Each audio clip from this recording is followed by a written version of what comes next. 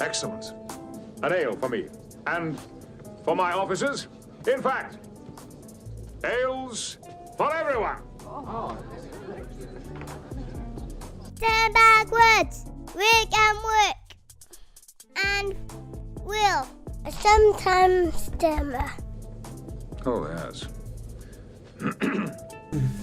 Hello and welcome to 10 Backward, a Star Trek podcast from merry old England. I'm Rick Palmer. In front of me are my co-hosts, Will Turland. Hello. Gemma Turland. And Rick Everson is back. Hello, I am indeed back. Hey. Hello, Rick. Hi. How are you? I'm good, thank you. How are you guys? All right, glad to be back. I'm so glad to be back. So glad to be doing some podcasting. You had to say that. Casting some pods. I know, you're all right next to me. It'd be really awkward if I said no. Yeah, we dragged you back. So this episode is slightly different to our regular episodes in that we're interviewing somebody. Interviewing somebody who is a friend of Paul Stamets. Not the fictional Paul Stamets. The real Paul Stamets is a guy called John Holladay. He's head of marketing at a company called Fungi Perfecti, who are doing some really interesting things with Mycelium. And so we are talking to him about Mycelium, how the real Paul Stamets, and the work that they're doing in that field. It's a really interesting chat, I'd like to say. And also Star Trek. Yeah, we definitely mentioned also Star Trek. Yeah. But yeah, he's over in the US of A, and we've used the magic of technology to bring his voice into the UK to hear him. We posted him a cup and a really, really long bit of string. And we had to keep it tight the whole way, which was murder on the arms. Yes. So here's that conversation. I hope you enjoy it. I think you will. And we did. So here you go. You guys, this is so fucking cool. So sorry. No, cadet. It is fucking cool. Let's do it. It's great to talk to you. Thank you so much for agreeing to be on the podcast. You're welcome. It's not much work to talk Star Trek, so I'm glad to be here. So I'm just going to let my colleagues introduce themselves too, and then if it's okay, we'll just get started with talking about with talking. The questioning and the answering. That sounds good. Yeah. Hi, John. I'm the other Rick. Hello, Rick. Hi. Hi, I'm Gemma. Hey, Gemma. Hi, and I'm Will. Hey, Will. Hi. Right. Cool. So I guess we thought we'd start by just letting you talk a little bit about yourself, John, like your interest in mycology and getting involved and working at Fungi Perfecti. So how did that happen? Sure. A lot of us here, in some way, shape, or form, have a life sciences background, and I did as well. I studied plant science at university, and actually received a post-bachelor's degree in plant science and agriculture specifically. And while I was in graduate school, one of the classes was on beneficial soil microorganisms. And I learned about this organism called a vesicular arbuscular mycorrhizae that connects with plant roots. And at the time, it was understood that nutrition was being sent back and forth between certain trees or certain plants and mycelium. And now we've learned it's the norm. And that type of thing, the life sciences, things that are interesting, and yet you know for a fact that you don't know the whole story, was always fascinating to me. And so I got into, in the U.S., what we call the natural products industry. And the organization that's most well known in that industry for working with fungi was Fungi Perfecti. And I had met Paul before and had a little bit of background with him, and he knew me. I was working in a marketing department with actually a different company, somewhat similar to this one, and really wanted the opportunity to come up here and work with Paul because he is really interested in the next thing. You know, that's kind of his gig is what else can we learn? What else can we do that's interesting and exciting and new, that's breaking new ground. So we have a lot of people here on the company on staff who are actual mycologists. They have a degree or they've spent a large amount of their life studying fungi. I actually come in from the plant side. So I studied a totally different kingdom of species, but I was always extremely interested in how fungi, and in particular mycelium, interact with other life forms. Oh, great. And do you think that being a fan of Star Trek, did that help you? Did that get you into the sciences at all? Or?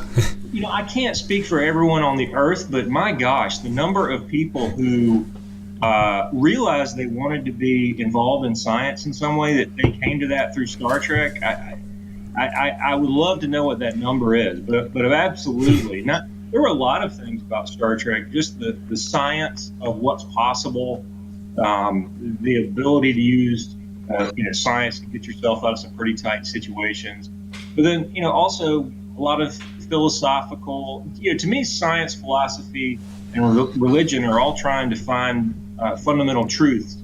And when you start to try and mix them together, the way Star Trek does, I mean, there's even a sense of religion in Vulcans, which is interesting. And so you mix all those things together, that's the juice of life. And that's kind of one of the reasons why I was so interested in Star Trek as a kid. But it broke ground in a lot of fun ways and really didn't care too much about convention. And I think that's how science really breaks through in many ways. It's you have folks who really aren't concerned about doing it how everyone else has done it. And science fiction, I think, and particularly Star Trek, shows us what we could possibly do. Great. So how does in terms of mycology, what is the state of the, well, not the industry, but the science and the things that people like yourself and Paul are trying to do compared to perhaps when you first got into it? Is it with programs like Star Trek Discovery, yes, popularizing ideas like the mycelium? Have you noticed kind of a recent kind of uptick in interest or the kind of popularization of these sort of ideas? I watched a TED talk from a few years ago that Paul did, and he kind of points out that there aren't enough people who are kind of actively interested in what this kind of idea, the interacting with mycelium and working with it can represent. Do you feel like it's increasing, like it's heading in a good place? Yeah, yes, and there are some things I can't speak to, but I know there is active research going on at university level in which that we are participating in different unique, novel, and potentially sea-changing ways of using mushroom mycelium. And that's one of the reasons that Paul is so interested in mushroom mycelium as opposed to what most people think of when they think of mushrooms, and that's what's known as the fruiting body. The mycelium is a really, really, really active stage of the mushroom's life, and it's very networked and therefore active. Like I was talking to you about the vesicular or muscular mycorrhizae, it's very, very, very active and networked at the same time. And living in the world that we do now, we tend to think in networks and understand that networks are fairly solid structures. The mycelium is the side that a lot of the research is being focused on, and there is more and more of that happening. There's a lot of research at not only university level, but some hospitals, even research hospitals in particular, trying to find new ways that mushrooms can be used to support human health. Mushrooms and mushroom mycelium in particular, mushrooms, the fruiting body of mushrooms, were used in traditional Chinese medicine for thousands of years.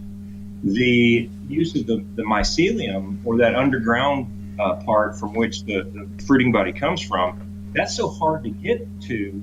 It's been, I'd say, only recently in the last decade or so in which a lot more research has been possible in that area.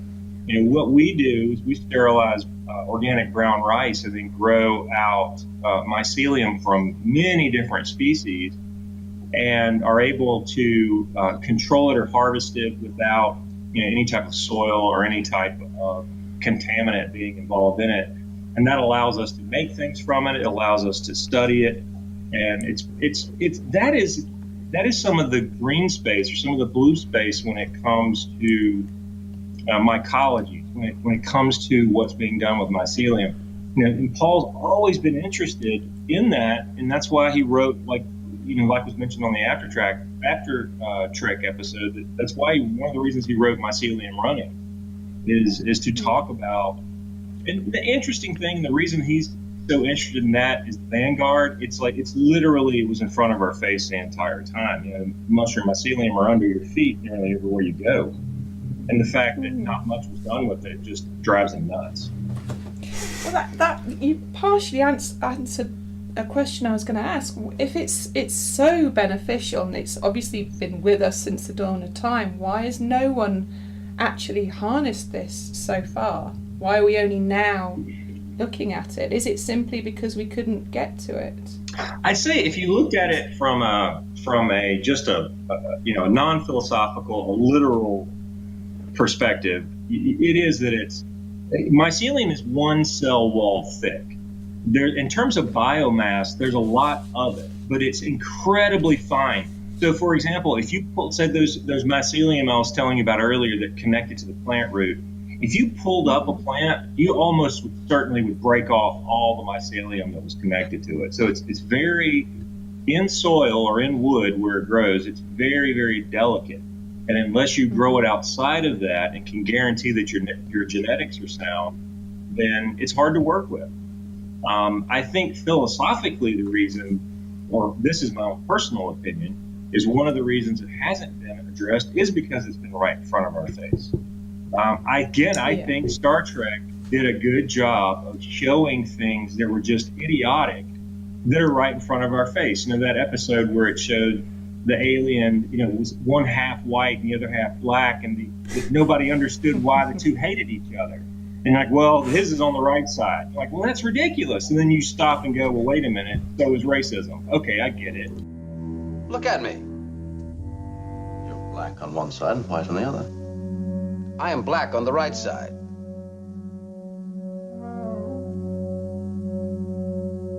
I fail to see the significant difference.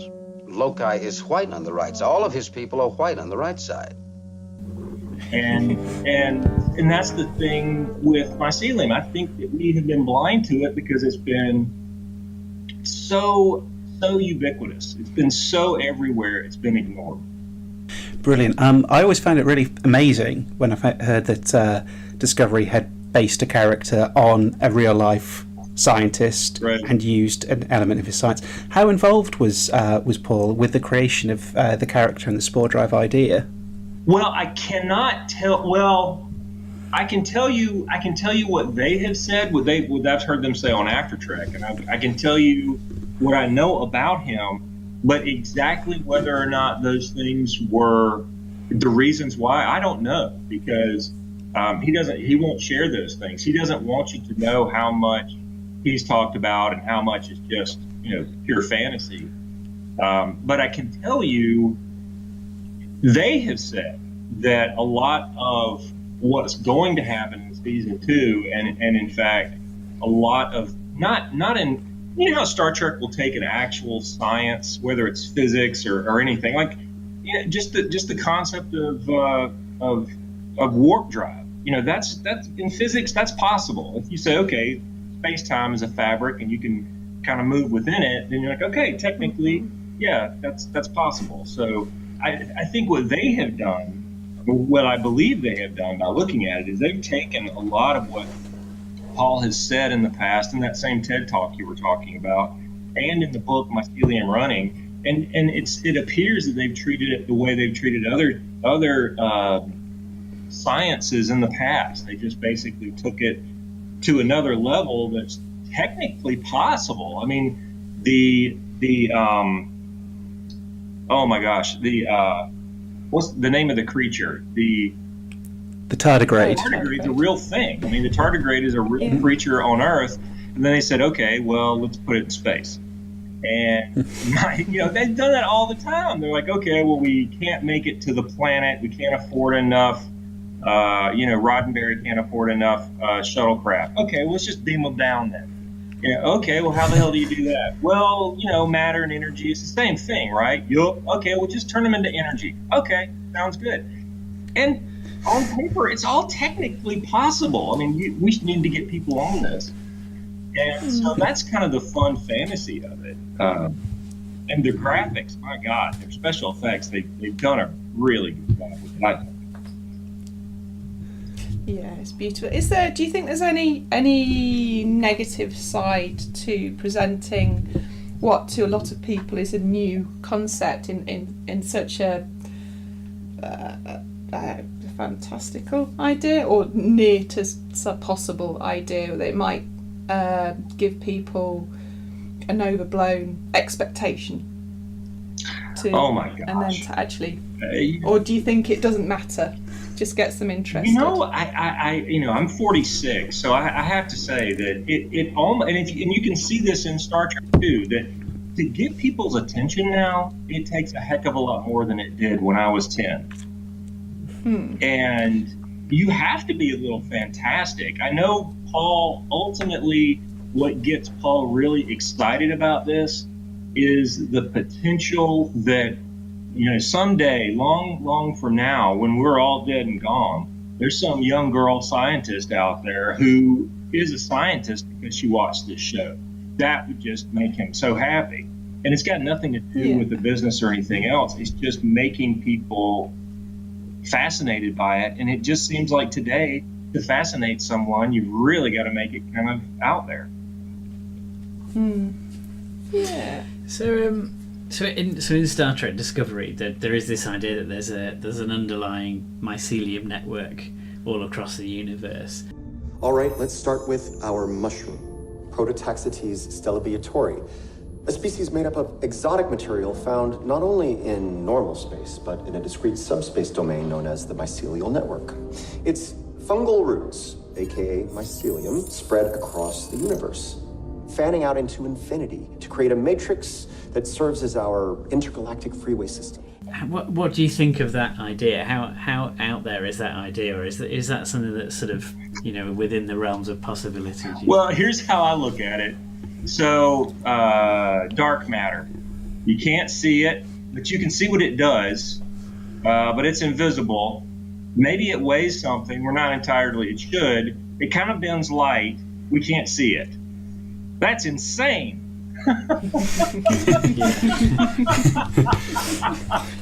But it's probably true. So that's science for you. Yeah, it seems extraordinarily out there, but that's in a way the point, that not necessarily that specific technology. Are we ever going to jump inside of a mycelial network and travel throughout the multiverse? I don't know. But it's less the point of that than it is that, and you see this in Paul a lot too, there is an element of science that is incredibly inspirational if you apply the science to do good things. And if you want to present that in a heavily CGI'd, well-acted, well-written space opera, good on you. I listened to a podcast not long back all about mycelium, and I think they were saying on there we've catalogued a few thousand species of fungi that would be connected, but potentially we're looking at millions still to find. Oh yes. So but any one of those could be that link into the network going out through space, couldn't they? I would never say never. One thing I'm in the TED Talk, I I noticed, John, was that Paul talked about a time where he had his house was being attacked by carpenter ants. Yes.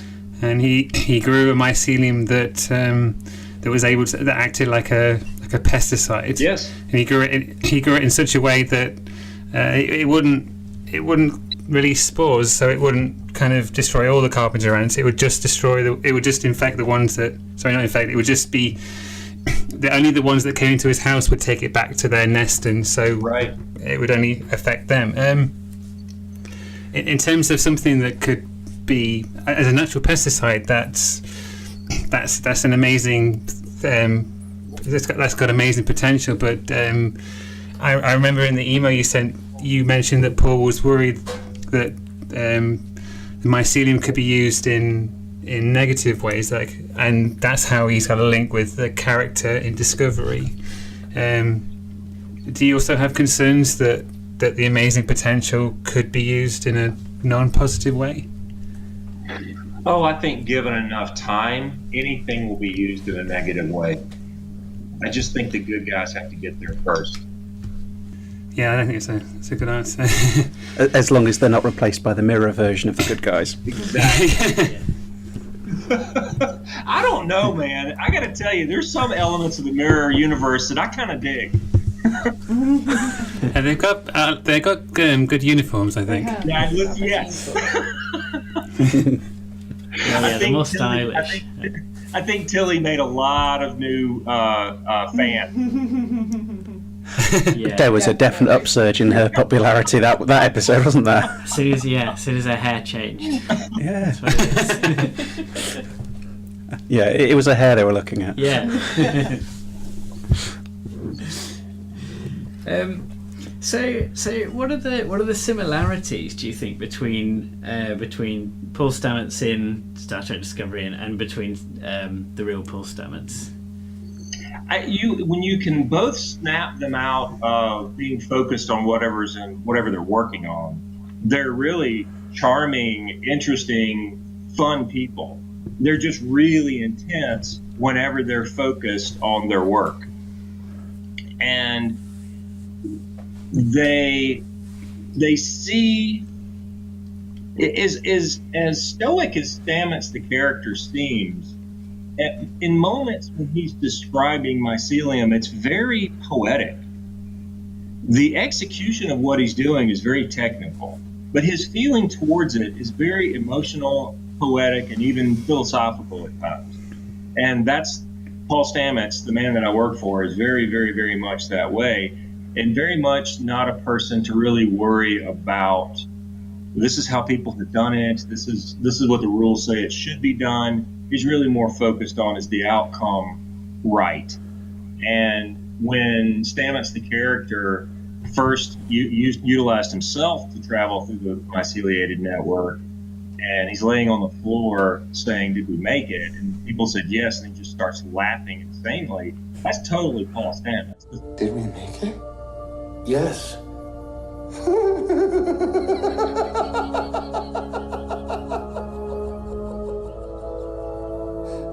The fact that, like, are we alive? Yes. Then he's just like, remembering being out there with the mycelium and just laughing his butt off. That's how Paul would react. He's had a lot of life experiences, and he's in his early 60s, and the Stamets character is not. But you kind of get a sense also that the Stamets character, there's a hell of a lot of backstory to him. I don't know what it is, and I really want to learn what it is. And there's a lot of backstory to Paul Stamets, the man, as well. Would you say that is there a standout moment in the first series of Discovery in terms of what they do with the mycelial network and the spore drive? Is there a particular moment that really sort of made you sit up and go, that is either spot on what I love about mycelial networks, or just an amazing story piece or anything like that? Well, it's funny. It's not so much the technical aspects of the network that the story tells that make me so excited and so enthusiastic. It's the spirit of it. It's literally that scene. I forget if it was episode 4 or 5, but that scene where Tilly and Stamets are talking, and she's kind of, inside the system and not really thinking, and so she just goes, "That's fucking cool." And Stamets, and she looks at Stamets, realizing what she said, that she was, she wants to be a captain one day, so she wants to be professional. And she realized what she said, and Stamets goes, "No, it's fucking cool," and that's Paul. I mean, to me that's what Star Trek. That's where they hit it perfectly. The fact that, yeah, we can sit here and give ourselves titles and say we're important for this or that, but the reason we're really into it is we just love it. It's really cool. It's really interesting. We don't care what the accolades are or what the rank is or any of that garbage. It's just, we just want to be in it to win it. And, even when I started working for the company, even before I knew Paul, had some connection with the character on Star Trek, I just was excited about what the company was up to. And that kind of feeling, there's about 100 people in the company, and that feeling pretty much permeates the company. We're just excited about what we're doing.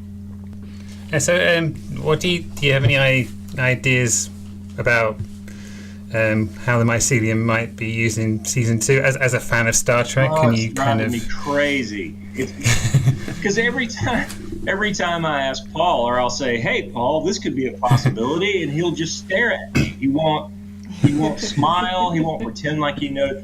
I've got my own personal theories, and that is, if a mirror universe, in the original series, it was the mirror universe. Well, now, like I was mentioning earlier, a lot of this is based on real science, taking kind of a next fantastic step off of real science. And if science says there's a multiverse out there, or potentially an infinite multiverse in which all potential realities are real, holy mackerel.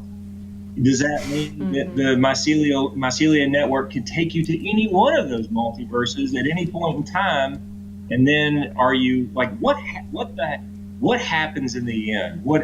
You don't hear about it anymore. You don't hear about it in the original series. You don't hear about it in Enterprise. You don't hear about it in DS9 or any of the others. So that's driving me nuts. So us too. yeah. That's it. We've come up with all sorts of theories, but I'm looking forward to seeing what. I think that's part of what they're doing to us. I think they're just like, well. I will say this though. I thought they gave us a treat whenever we saw Stamets in the reflection the first time on the starship. I thought, oh, that's got to be the mirror universe, because it's a reflection and it stuck around. So, and he had just gone into the mycelium network. It's got to be the mirror universe. And I even asked Paul. I said, "Paul, is that the mirror?" And he just stared at me. He would not say a word. And then when it happened, I was like, "Yeah, I knew it. And then he smiled at me. But I had to wait to see an episode. I think for me, it was more interesting when the mycelium wasn't just used as a means of transportation. There were episodes which kind of gave you a little bit of more of an insight into the mycelium itself. I really like the part of Discovery where the forest part of Discovery where they grow the spores. That seemed to be kind of that seemed to be more like the more interesting part of that aspect of the story. What it represents in terms of. Reading Mycelium Running and watching the TED Talks, it's the potential is so amazing, and it almost takes you to areas like metaphysics and reality as well. So absolutely. When you start looking at a lot of the applied sciences, not just mycology, but when you look at things like when I was a little boy, plants did not communicate. There was no intelligence within a plant. Well, that's not correct. They communicate. We know this for a fact. They just do it in different ways and use different pathways than how we communicate. So we only have 5 senses. The fact that the majority of the world is hidden to us shouldn't be a surprise to anyone. And the fact that, as you said, in terms of the number of species that have been found, it's incredibly small. And when Paul talks about mushroom and mushroom mycelium, all he does is talk about the facts as science has shown them. But then the fantastic part comes when here are the possible ways of applying that into a world that kind of needs a little bit of help. And that's the application of it. And that's why if you ever say mycology to Paul, he'll say applied mycology. And then you go, okay, yes, applied mycology. And that means you do something with it. You just don't study it to nerd out and think it's awesome. You do something good with it. And that's where, the extra fun comes into play. That, what good can you do with it? And this company will never be able to answer all those questions. It's such a big question. And so we're in support of anything that involves, doing good things with applied mycology, basically. Do you think, one thing we were thinking is that Paul talks about working with Mycelium to improve the world, and you work with Mycelium that you grow, but there are huge Mycelium mats in the Pacific Northwest where you live. Do you think it would be ever possible to communicate with them? I mean, in Mycelium Running, Paul describes Mycelium as sentient, which is, which, like you say, it's not hard to believe. It's just we haven't, we're just starting to realize it now. Do you think that's possible? Like we could communicate with them, and that kind of communication would be something that we should try and do first on our planet before we go out into the rest of the universe? Be a good test, wouldn't it? Yeah. Well, if I dissect that scientifically, I could say, all right, let's use your analogy of aliens. Like, do I believe that there are aliens in the universe? I mean, other life forms, other intelligent, we'll take it another level, other intelligent life forms other than Earthlings in the universe. Yeah, the odds are pretty darn good that there's other intelligent life in the universe. Have they visited here? Or could we speak to them? Okay, now the odds get a little different because now you're talking light years and now you're talking just different things about science that could make it possible or not possible. I'm sorry, I got off track there. What was the... That's okay. How close are we to being able to communicate on a meaningful level? I would say we're closer to communicating with Mycelium than we are communicating with aliens. And the reason that I say that is because, like I mentioned earlier, we already understand that there are life forms on this earth, like plants, that are communicating. We're just figuring out now how they're doing it.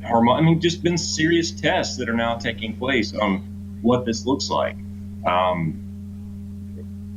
To communicate with them, if we care enough to understand their language, I think we could totally communicate with them at some point in the future. Now, whether or not we're evolved enough as a creature to care what some other creature has to say, I don't know the answer to that. I worry sometimes we don't even care what each other has to say enough.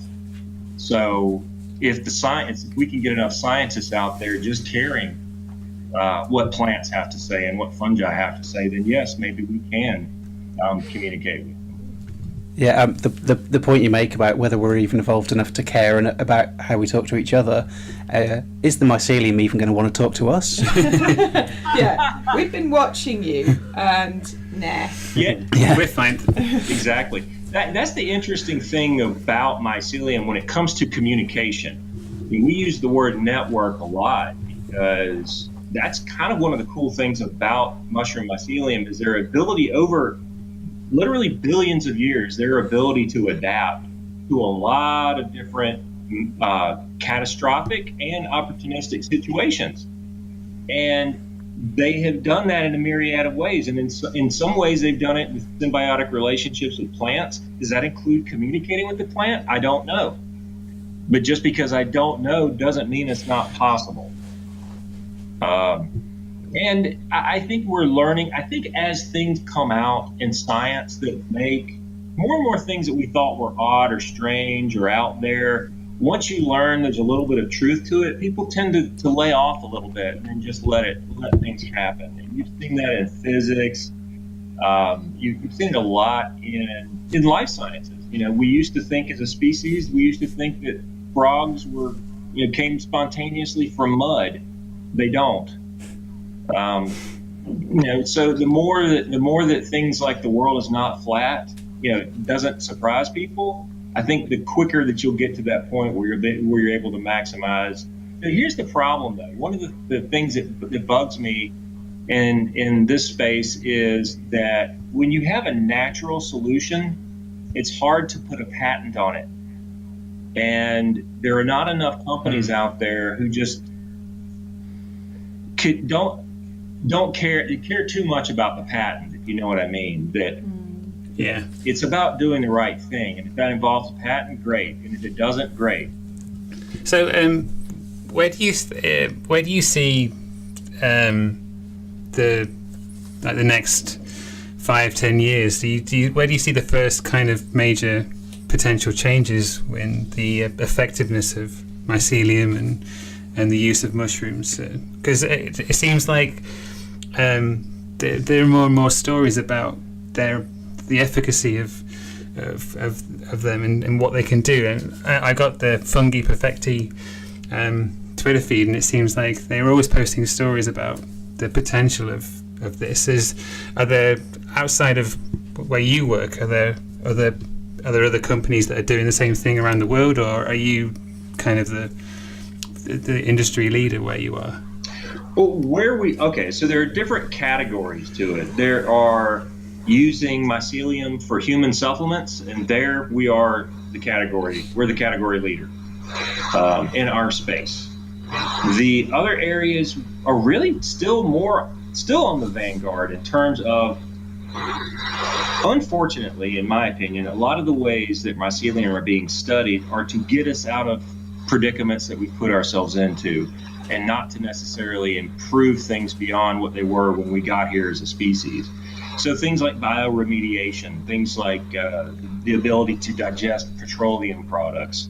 I think if human beings keep going the way we have been going, the technologies or the discoveries that come out of mycelium are going to be based on us dealing with troubles we've gotten ourselves into. And that could be things like food, foods that require less energy. It could be things that digest chemical spills. It can be, things that, some of the things that you mentioned earlier about, using myco or spores or something, or some sort of exudate from mycelium to help control insects. That's also possible. I wish we would spend more time on primary research, and that's the funny thing. Fungi Perfecti was founded to fund research. I mean, we're a commercial entity, but a lot of that profit gets rolled into, both in people and just in sheer money, into doing research. And there aren't a lot of, this is a unique company in that way. So we are different. We are on the vanguard in certain areas, but in other areas, particularly those areas that have to do with environmental catastrophes and reversing environmental damage, we're just not big enough to put enough to it to actually reverse everything that's going on right now. However, I think if you had other big companies who voiced an interest in it or put money behind it, I can think large petroleum companies in general. I think you can throw a couple $100 million at research, and you never know. I'm pretty sure if you throw a couple $100 million in research, you're going to find some things out. Maybe do that. Hey, that would be really good. So do you think mycelium could have applications in real life space travel outside of Star Trek? The one thing I keep going back to, this desire to communicate, that it appears, or interact, maybe a better word, the desire to interact or to bridge things. I use the word network a lot. I could see like they used a slime mold in Japan. There's an interesting YouTube video of the slime mold rerouting the subway system in Japan, and it was a real thing. The Japanese did it to see. They put little pieces of oats on this grid that represented the Japanese subway system, and the way the way that the slime mold grew was a superior route than what the Japanese had built. And so it shows an intelligence in that way. And I'm not proposing it presents the same kind of intelligence as an individual that a human does, but as a collective group of organisms. It's just really fascinating to think about what that communication could look like or how we could utilize it in space. I think because it's such a it's in some ways similar to us in terms of genetics, because we broke off from fungi several hundred million years ago. The fact that we are similar in that way makes us like we breathe in oxygen and respire CO2. They do the same. And so that could make them a good companion for space because they need similar conditions to what we need. So that could make them companions for things like food. I also believe, I don't understand why not, I would imagine that if the slime mold could reroute the Japanese subway system, that at some point in time it's communicating within itself of, okay, turn left here, turn right there. And it's in some way telling itself to make these motions. Well, if you take that same programming, it telling itself to make these motions, why couldn't you use that as programming into a spaceship? Why couldn't you use it as bio-programming? You know, again, you start looking at science fiction and what science fiction has done, and even in Star Trek, the Borg, that's just one more iteration of humans merging themselves with something else. Hell, Spock was that back in the day. It was half Vulcan, half human, like us merging ourselves with other things in order to improve ourselves. And I don't understand why mycelium couldn't be one of those things as well. I would rather be part mycelium than part cyborg. Yeah, me too, I think. I think what might worry me is that if mycelium has a mind of its own, you're not merging yourself with something inert, are you? I'm not. I love how you always come at this from like the but it could get you in the end. I like that. Very Japanese horror movie of you. Oh, thank you. Well, I was thinking actually then we're ending up more on the path of the Trill. Well, yeah, no, that's a more positive way of looking at it. Yeah. Have you watched any of the series the Orville, John? Have I watched any of what? A series called the Orville. It's like it's like a Star Trek-esque series. But, yeah, I've heard of it. I think I've seen one or two episodes. The Orville is the name of the show, right? Yeah, there's a character on that's he's a bit like he's like a living slime mold. But he works in engineering, but he's really useful because he can kind of get in all the hard to reach spaces to get things. So it's not Red Dwarf.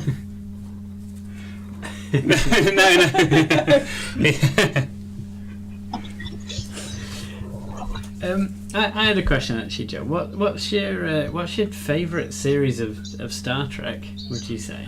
Oh, it's got to be the original series because for lots of reasons. One, I watched a lot of that as I was coming into puberty, and man, it helped me figure myself out. So,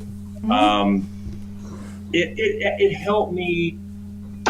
It helped me develop a philosophy that was okay.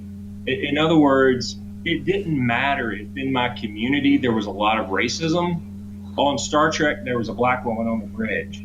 So Star Trek made it okay.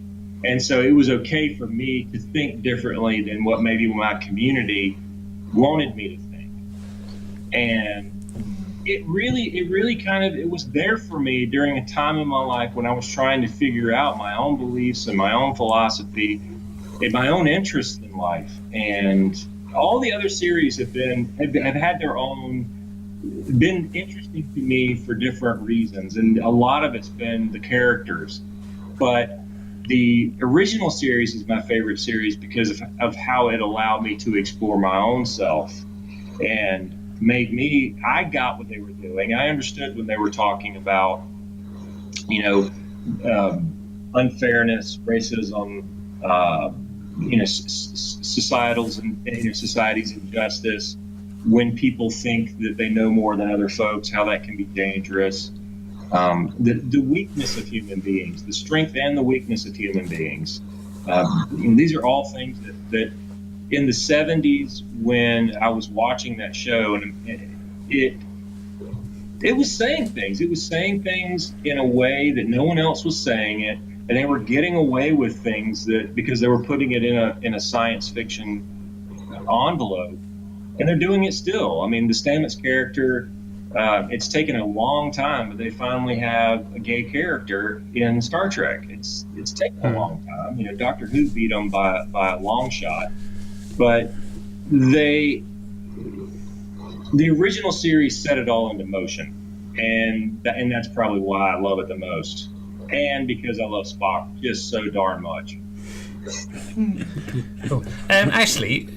In the episode Spock's Brain, where Spock's brain's been taken out of his body, could an explanation for how Dr. McCoy is able to kind of control him with that little remote control be that it's got a mycelium? It's like they put a mycelium in Spock's body, and that's maybe the mycelium's moving Spock around.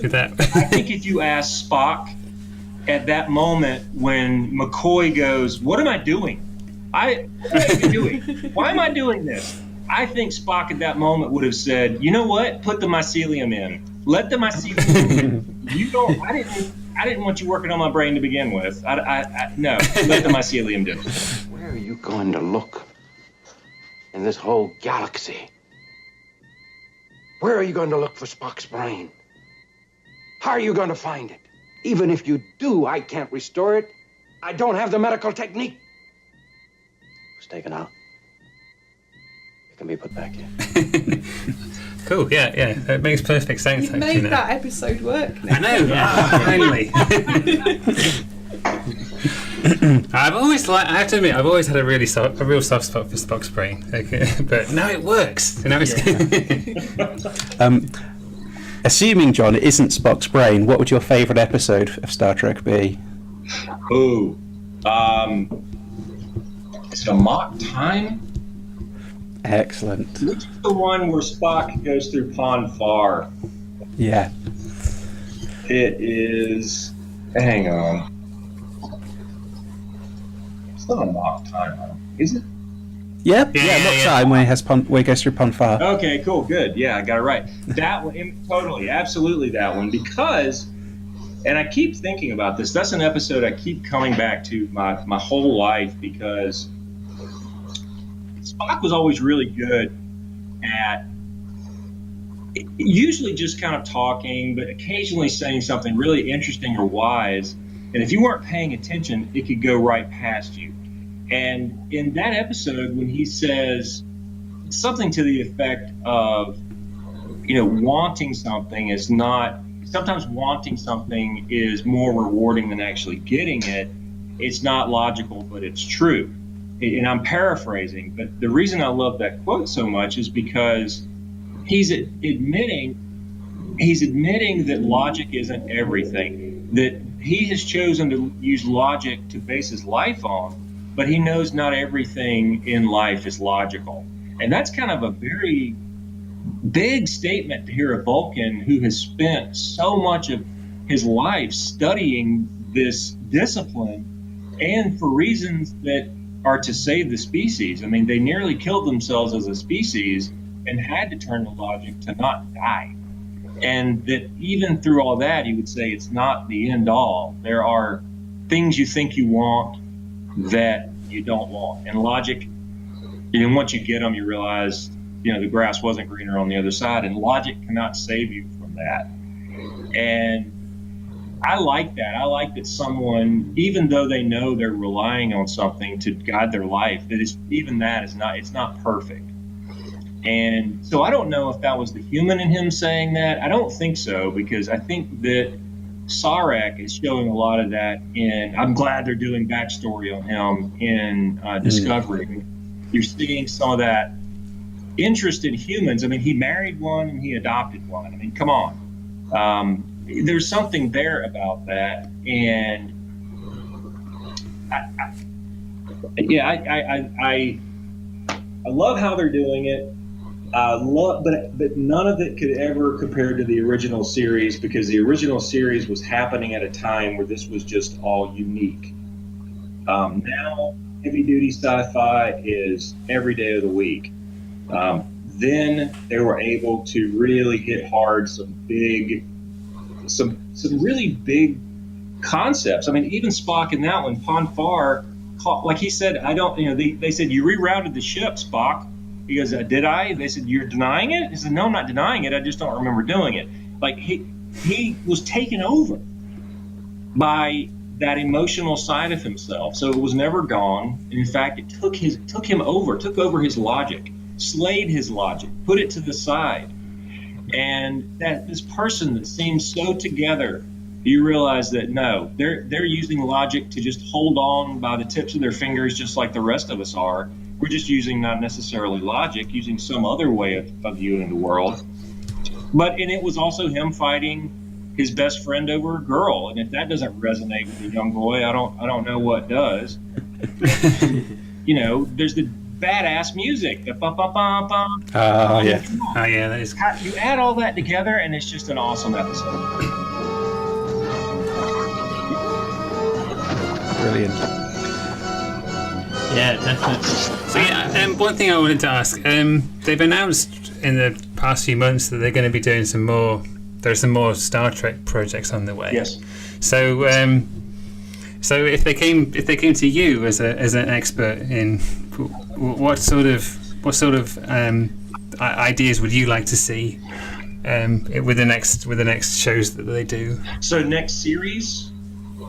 Yeah, they've announced a few. They've announced that they're going to do some more series. There's not a lot of information on them yet, but yeah, in terms of what you'd like to see, I know they're doing some shorts.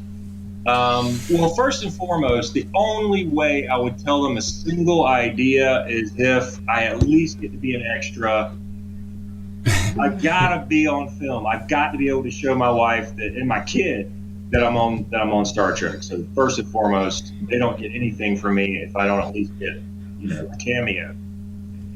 Would you be a human, or would you want to be a Gorn or a? Well, I don't know how this converts into metrics, but I'm 6 feet 8 inches tall.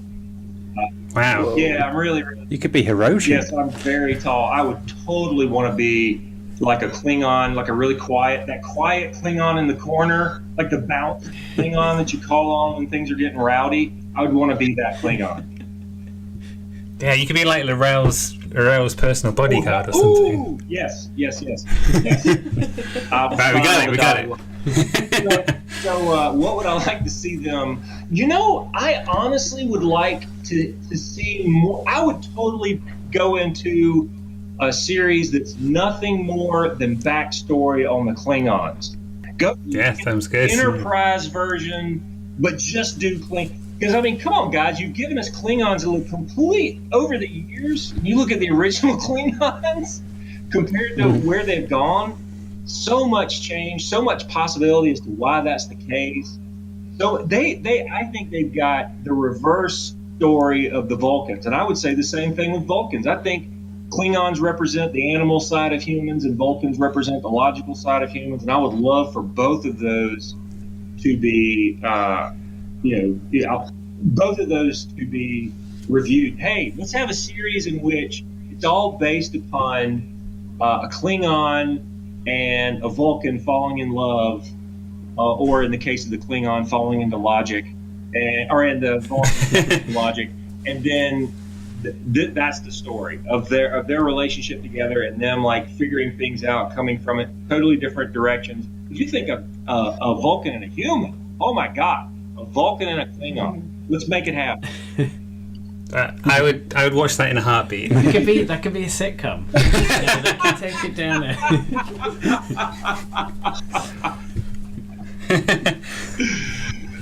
Yeah, I'd watch that show. Like when Harry met Sally, but when Vulcan met Klingon. Yeah. When Gok met T'Pring.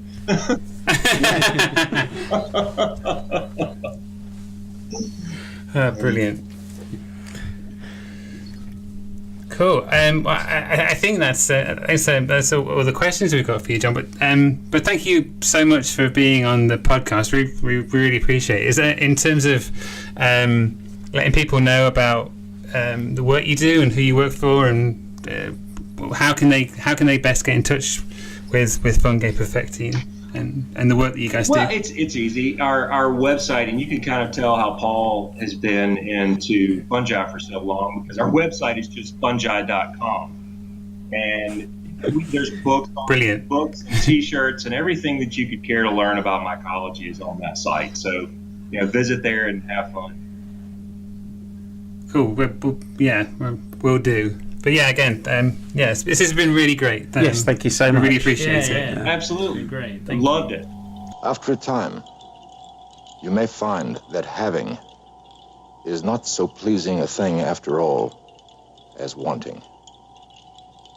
It is not logical, but it is often true. Spock here. Stand by to beam up. So that was our interview. That was pretty fantastic, guys.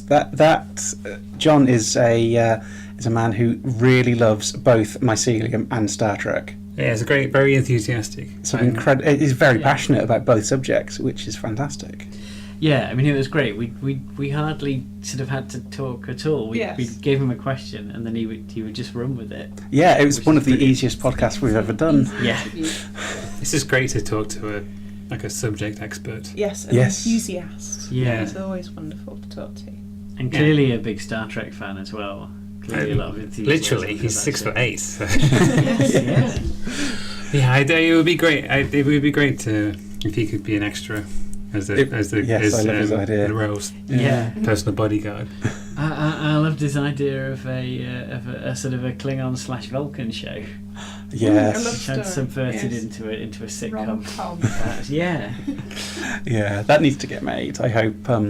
Too many aliens with Kelsey Grammer. I like to imagine that Alex Kurtzman is listening to our podcast, so he might run with that. He might pick that up. But that'd be awesome. Fingers crossed. But yeah, I mean, thank you so much to John for spending some time with us to talk about Star Trek and Mycelium. Yeah, definitely. I mean, Fungi Perfecti. Fungi. If there's one thing I've learned from today, it's that it's actually pronounced fungi. Yeah, Fungi Perfecti are on Twitter, so I recommend following them because they're always posting amazing stories about how Mycelium are applied to. There was one last week about how they're using Mycelium to help poorly bees get better. Oh, that's good because that's an issue, the bee issue. One of the things that the world depends on helping the other thing that the world depends on. Yeah, if we want to have things that taste sweet and nice, we need those bees. Yeah. But yeah, so thank you so much for listening. Yes. And I'm just a bit disappointed that I couldn't end the interview by telling him what a fun guy he was. No. Because it's pronounced fungi. The joke doesn't work anymore. He will listen. He would have appreciated that joke. You can twist it for comedy effect. So how much comedy can you bring from Rick's joke? I wonder. If you have a pun, you must twist it. You must twist it. I'm getting some Devo in there for no reason. Do you need a reason? Anywho. Okay. So thank you so much for listening. I hope you've enjoyed the interview as much as we did. Please join us again on 10 Backward when I think next time we're going to be talking about Dax. Not Crewman Dax, the briefly seen alien in Star Trek 6 The Undiscovered Country who had a magnetic boot in his locker, but Dax from Deep Space Nine. Just in case there was confusion. Yeah, I was confused. All my research is on that guy you just mentioned. I'm always confused. Right. So thank you for listening, and we'll hopefully see you next time. Yeah, see you. Bye. Bye. Do you realize how incredible this is? It's tradition. You ever noticed her bum? What? Her bum. Oh no! Enough of this self-indulgence. Thank you so much for listening to our podcast. If you want to get in touch with us, our website is www.lowerdecksradio.co.uk. You can reach us on the Twitters at 10Backward, 10 being the number and backward being the word backward. We're also on Facebook at www.facebook.com/10Backward podcast. You can also email us at crew@lowerdecksradio.co.uk. On a personal, individual level, my Twitter is @WiltHerland. Rick Everson's Twitter is @TrekFanRick. And Rick Palmer's Twitter is @Mr. Imhotep. Hi, thank you again for listening to the podcast. I hope you enjoyed it. If you did, you might consider supporting us. We now have a Patreon where people can pledge small amounts to fund our ongoing projects like keeping our website up to date, new audio equipment as we're going along, and potentially opportunities to expand our content. You can go look at this at patreon.com/lowerdecksradio. If you don't feel you can donate but would still like to support us, we would love it if you could subscribe to us on however you get your podcasts, through iTunes, Stitcher, Google Play, or we're on various third-party apps. And if you could leave us a review on any of those, that would be fantastic and we'd be very appreciative. Thanks again for listening, and please tune in for more podcasts from the 10 Backward crew. Let's make sure history never forgets the name. 10 Backward? Laddie, don't you think you should rephrase that? 10 Backward. 10 Backward. You guys, this is so fucking cool. So sorry. No, cadet. It is fucking cool. Let's do it.